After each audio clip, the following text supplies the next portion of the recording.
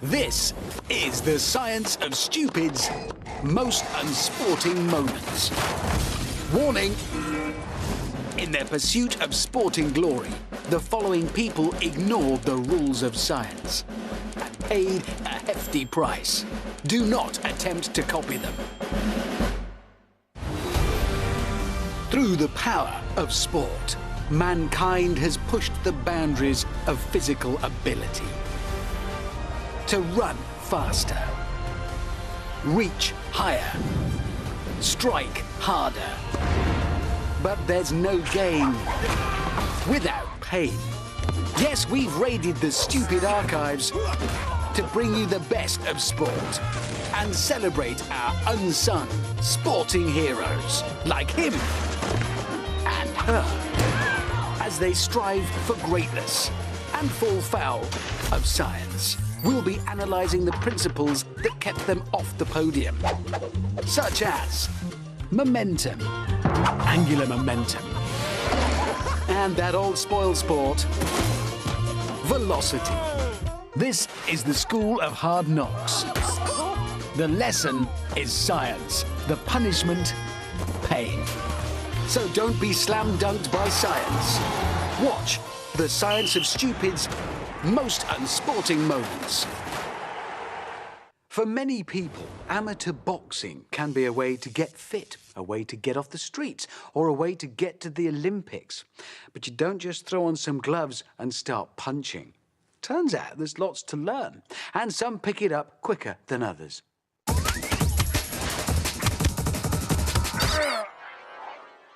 Personally, I prefer my punch served in a bowl and not below the bell. But some people see it otherwise, so it is worth setting the record straight. The perfect punch is about delivering the maximum amount of force in the shortest amount of time. Here's the science. First, he places one leg forwards for more stability. He then leans forward, making use of his upper body weight by lining up forearm, fist, and upper body for maximum force. So, essentially, it's all about technique. Get it right, and you are on your way to the Olympics. Get it wrong, and you are on your backside. Let's check out this guy's technique. Yeah, could do better. I don't think we'll be seeing him in the Olympics anytime soon. Oh, this is nice. Father and son training together. I think it's what they call tough love. Dad tried to punch slowly, but he got his weight behind it and followed through, sending his son to the floor.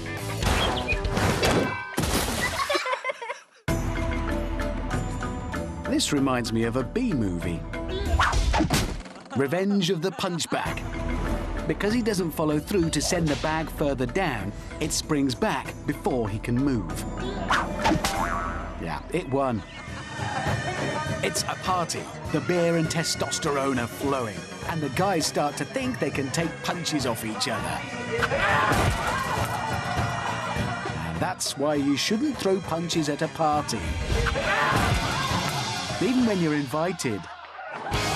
Here's a couple of researchers putting in some practice in an arcade. Here we go. Oh dear, that's not good. No. Try again. That's not good either. He's throwing his fist like he's holding a hammer, so the force is going downwards rather than through. His mate thinks it's funny though, so I assume he's much better. No, he's worse, if that's even possible. He lines up his punch, but when he goes for it, he rotates his body so he misses the target. At least they could fight each other and no one would get hurt.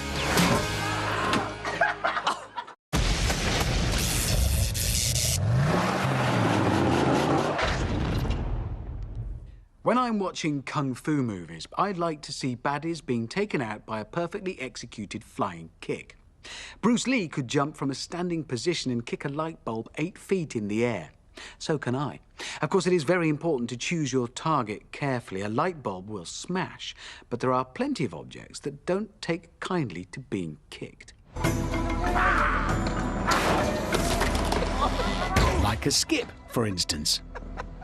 So how do you decide what to aim your flying kick at? Well, the trick is to choose an object that will allow you to retain some forwards momentum and follow through. Otherwise, you'll come to a dead stop or even bounce back, which makes it a lot harder to land gracefully. So how about a little inside info from Science of Stupid HQ to help explain? As he runs up, he gains momentum. Once he leaves the ground, the amount of momentum he has is fixed until he kicks something.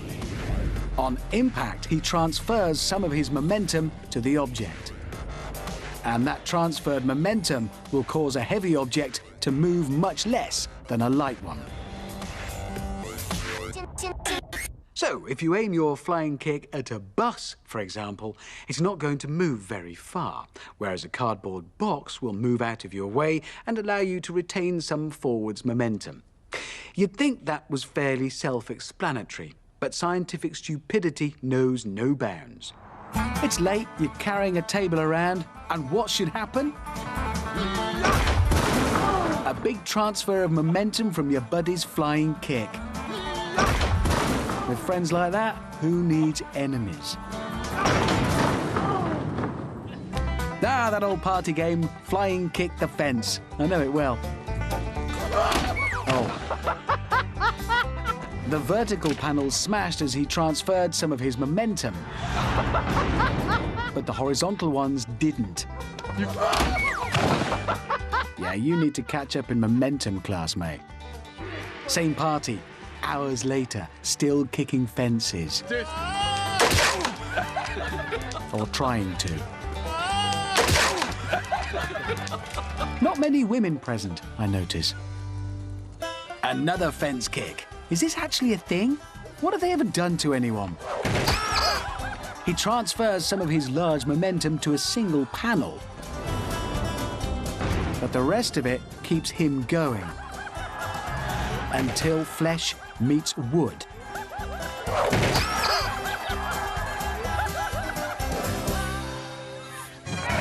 Right, no more fences, please. I've seen enough. And definitely no faces, that is worse. Momentum is transferred to the other kid's head with a force 4.5 times that of his body weight. It was okay, but that's no excuse to try this at home. How about an inanimate object, like a kitchen roll? That'll do. Well, at least he got some good height. Then fell over.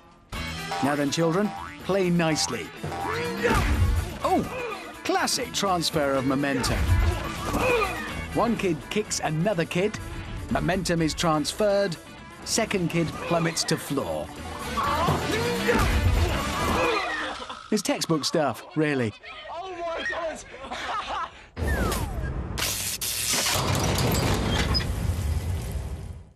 Here's a twinkle-toed keepy-uppy fanatic.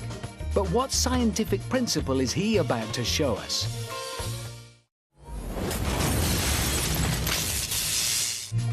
Did you guess the science his keepy-uppy skills are about to demonstrate? Yes, it's a turning effect known as a moment. And here's the science. Whilst juggling the ball with his feet, he attempts a trick called the around the world. But he stands on the ball whilst his other foot is still airborne. The ball then rolls, bringing his base of support out from under his centre of mass, creating a hilarious moment.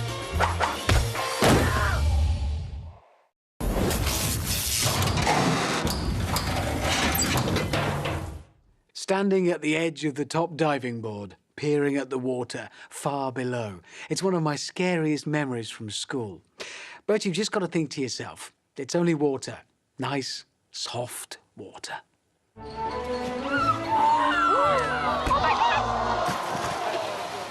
Well, she got there in the end. But if you're a freestyling diver attempting a front flip or a back flip, hitting the water can be the most painful part of the process. It all depends on how you dive. And here's the science to show why. For a forward flip, A high diver leans his center of mass forwards of his base and propels himself up. This rotates him forwards, so he has angular momentum. The more he tucks in, the faster he'll rotate. By tucking in from straight, he can rotate 3 times as fast, but he must be ready for a streamlined entry. Because the larger the surface area with which he hits the water, the quicker he'll decelerate and the larger the impact force. So it's all about the rotation for more flip and a streamlined entry for less pain. Let's see how we do. Not so well. Let's bring you out. She tucked in tight, increasing her rotation speed, then untucked, which slowed it down. The flip, that is, not the fall. That was still quite fast. Sitting technique here. Let's see if it helps. Not much, but at least his tucked entry presented less surface area to the water, so it could have been worse.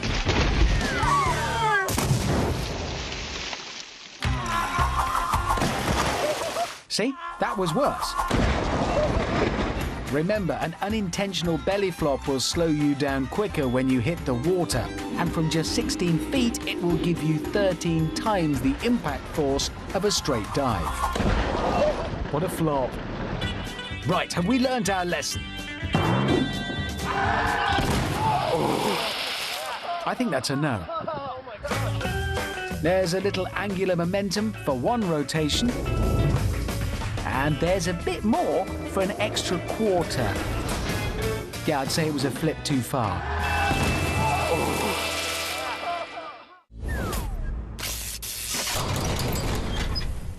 When you take up a racket sport, you probably don't appreciate that what you're actually wielding is a potential weapon until this happens.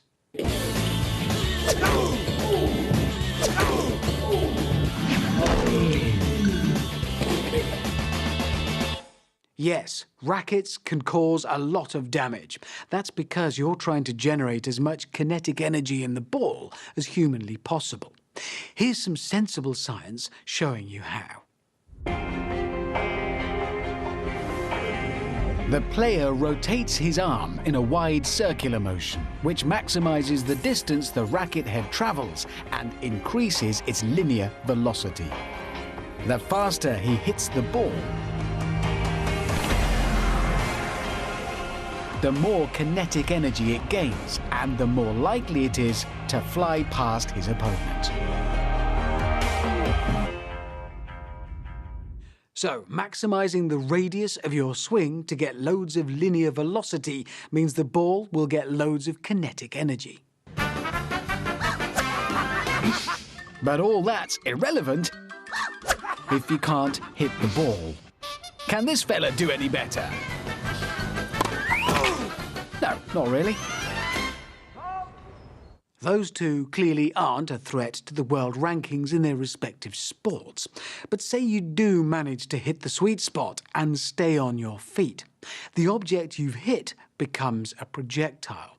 What's important now is getting the correct angle. Feel that? That was kinetic energy. 30 love. If you thought that hurt, a squash ball is 65% smaller. But hit at the same speed will result in 50% higher pressure. 40 love. What a forehand! But even though he was struck with the shuttlecock, which can slow down 6 times faster than a tennis ball or a squash ball, he still hit at over 40 miles an hour. And when something so hard hits you somewhere so soft, the result is inevitable. Game, set and match. New balls, please.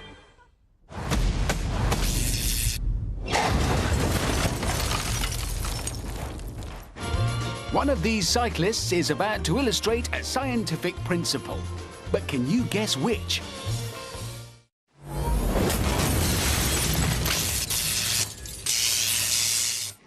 Did you work out the science this cyclist is about to demonstrate? Could it be balance? Nope, it's pivot points. A cyclist's centre of mass is set back from the front wheel. So when he hits an obstacle, inertia pivots him around in a circular motion with much the same momentum as a 75-pound cannonball travelling at 70 miles an hour, resulting in a significantly less circular front wheel.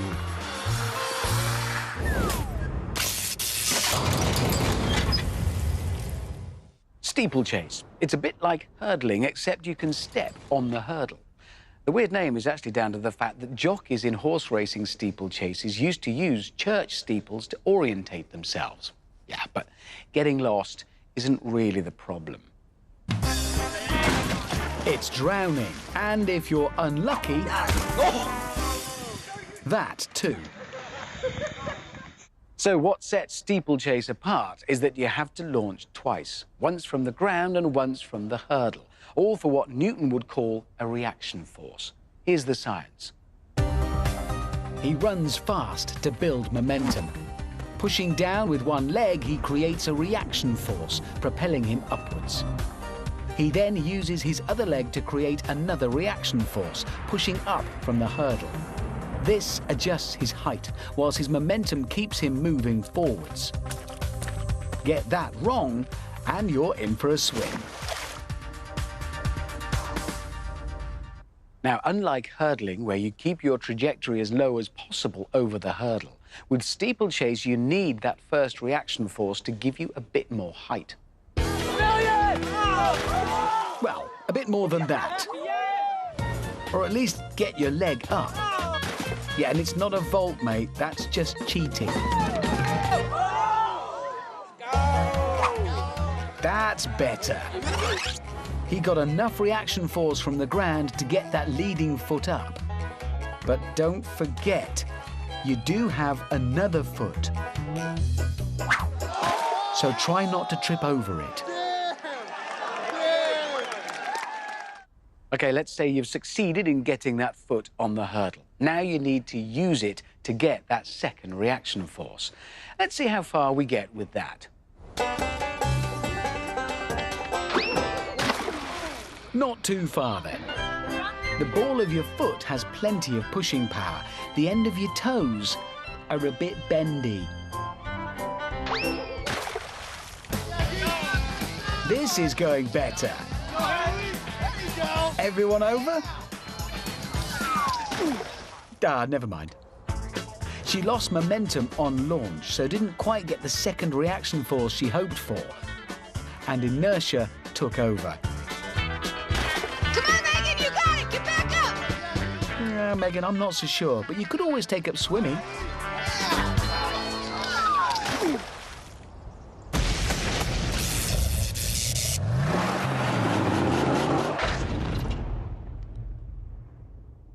The rings, a gymnastic discipline in which the competitions are typically male-only events.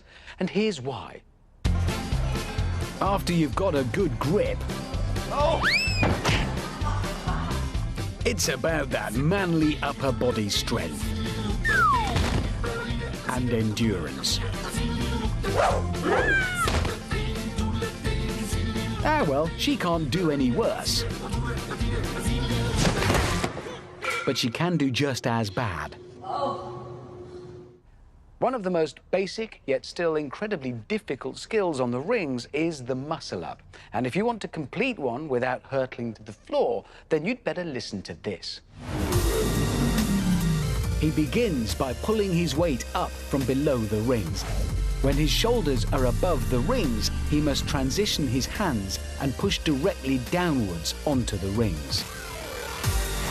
This will create an equal and opposite reaction force that pushes him upwards.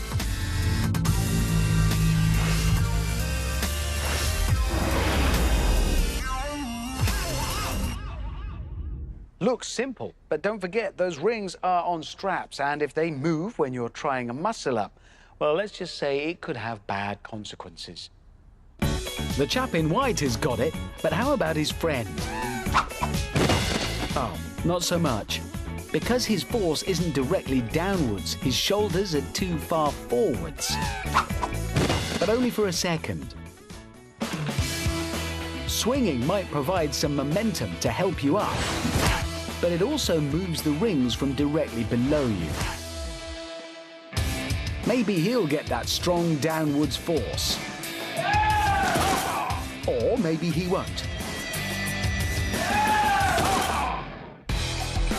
The big swing means there's lots of downwards force here. Too much for that strap, in fact. Yes, this guy can do it. In his mind's eye, he's at the Olympics in front of a massive crowd. In reality, he's in a basement with his mates. But he's still bringing the house down. Success! And once you've mastered the muscle-up, you can always move on to trickier skills. Like a big dismount.